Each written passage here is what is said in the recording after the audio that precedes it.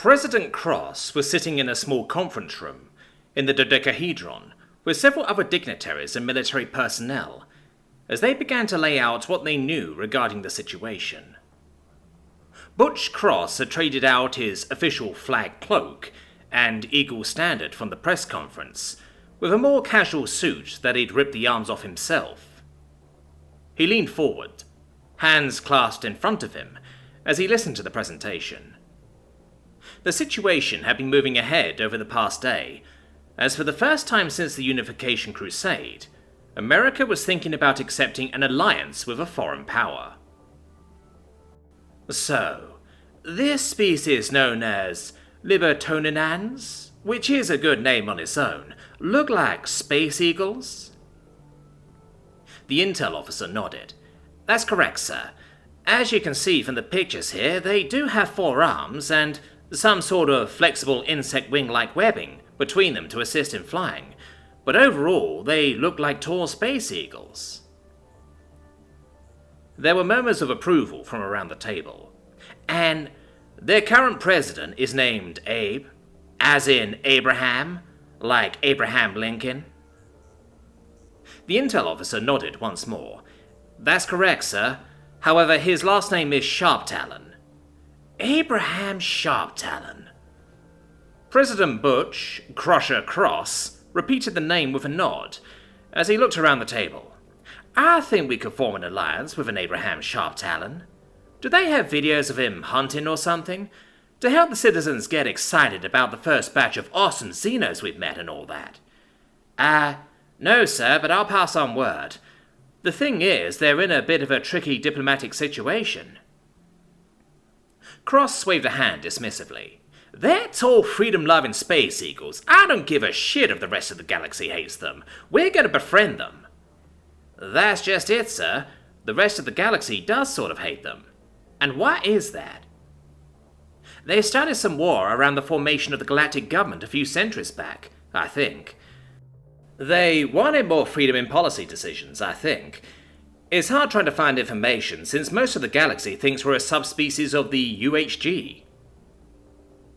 Cross waved a hand at that once more. Fuck it. Sounds like my kind of Xenos. For once. I don't see why we shouldn't just forge ahead with this. Look, Mr. President, you don't have the authority to do that all on your own. I say we make them come here and live a week in Australia to test their mettle. Cross rolled his eyes at Governor Dundee. Ned, you recommend that with all the Xenos we talk about. The gravity alone would crush most of them. Look, just because the UHG didn't want your land of nobs and we decided to take you in, doesn't mean Australia gets special treatment. You're still a state.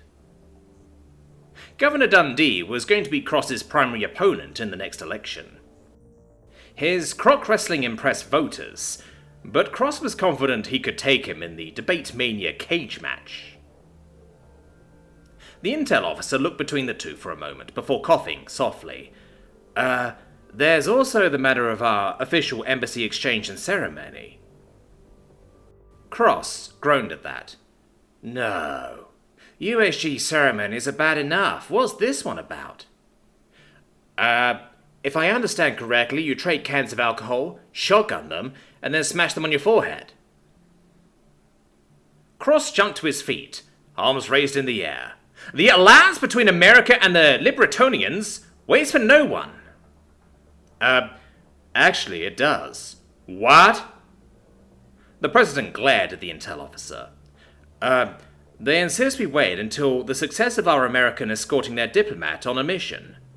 Who the fuck is making the president of the United States of America wait on him?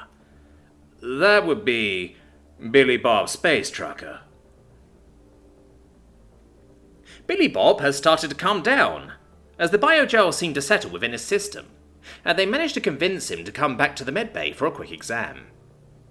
He was still tearing off chunks of steak with his teeth and eating them. Emily had tried some and was startled at the incredible flavour of the meat. A valuable trade commodity should their people begin trade. But Goldsmith was more interested in Billy Bob's anatomy. This is incredible. Your species is so dense the nanites have enough materials to continually operate. Their variable programming seems to have toned down their work, but They'll last in your system far longer than most organisms. All that water in your cells is astounding. Billy Bob just nodded and chewed on Kobe beef. Yup. What was in that glue you used on yourself anyway? It must have been potent to keep such moist cells stuck together. Billy Bob shrugged. Horse hooves? No, I think that's just Elmer's and Jell-O. Man, when I was a kid, I loved letting extra Elmer's to dry on my fingers and peel it off. He chuckled. Ah, old times. Goldsmith looked at Emily, who shrugged. The space goblin continued then. Well, either way, I'll give you another 2 liters of biogel just in case. But, Billy Bob, don't take any more unless you seriously need to. Billy Bob nodded at that. Hey, how come we've never heard of this before? This biogel seems super useful. It's illegal outside of the galactic military, but we space goblins don't really follow the law. Billy Bob grinned at that. Sounds good. Hopping off the exam table, he collected the metal containers with more biogel and followed Emily out into the station, stopping near the exit of the medbay to collect his weapons. Billy Bob, I must say you were incredible earlier. The Borgs are known for being fierce warriors, and you defeated them easily. Billy Bob shrugged it off with a smile. Just good American fighting skills, I guess, he said, as they began to walk out the station. The meat supply store was fixing their window, and Billy Bob waved at the cook, who was reading up on the PDF Billy Bob had sent over. Kill it and grill it. He was passing by what looked like some sort of lounge, with various Xenos sitting around dressed in clothes. Sort of looked like lingerie, maybe, but on Xenos, so it just sort of confused him. He'd never seen a place like this. Emily, what's this place? Oh, it's a companionship and philosophy center. What? Lonely people or just anyone in need of some companionship come by and rent time with an employee inside. They might couple, or just talk, in the private rooms within the establishment. Like, space hookers? Is this a space brothel? My translator isn't quite sure the terms match. Why? Did you want to couple with someone? Billy Bob froze up, his world going slightly dark. Suddenly, he wasn't on the station anymore. He was back in high school. Freshman biology. Mrs. Malchausen's class. The class was crying and screaming as she slapped the holoprojector with her yardstick. Pay attention, class! Until the projector registers everyone's eye focus, I will not continue. Which means you'll be here all day until we get it out of the way. They were looking at a horrific image, projected fully before them, with the label Space Gonorrhea. Finally, everyone looked back at the projector, and she clicked for the next slide. This is Space Chlamydia! Everyone screamed again. Space Herpes! More screaming. Space Syphilis! A few kids had to run to the trash cans as they puked.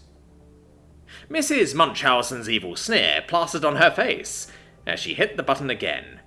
We don't even have a name for this one yet! Most people ran out of the room, including Billy Bob. Later on he'd heard it was all made up, but there was no fucking way he was taking any chances. No! I'm good. Let's get back to the ship. Emily looked a little confused as he began to push her ahead of him to keep them moving right on by. Once they were out of the main station and walking back to their ship, he smiled at the sight of a metal container waiting near his airlock. The space goblins had been nice enough to agree to give him a supply of human food to take with him, and had given him the location of several other black market stations where he'd be welcome. Hey, cool. More steaks and stuff. Galactic trade is good stuff. He picked open the airlock before realizing something. Oh shit, Mittens is probably starving. When he opened the inner airlock, though, he was confused as he looked around at the mess. The fuck? Mittens was curled up on the bed. There were empty cat food cans lying around, and one of those Bork rifles on the floor. Bork blood was smeared on the ground, and on the door into the bathroom. Stepping up, he opened the bathroom and heard a cry of terror as he found a Bork with a bleeding face curled around the space toilet. "Please don't kill me. I'm sorry. I'll do whatever you want." "The fuck you doing in there?"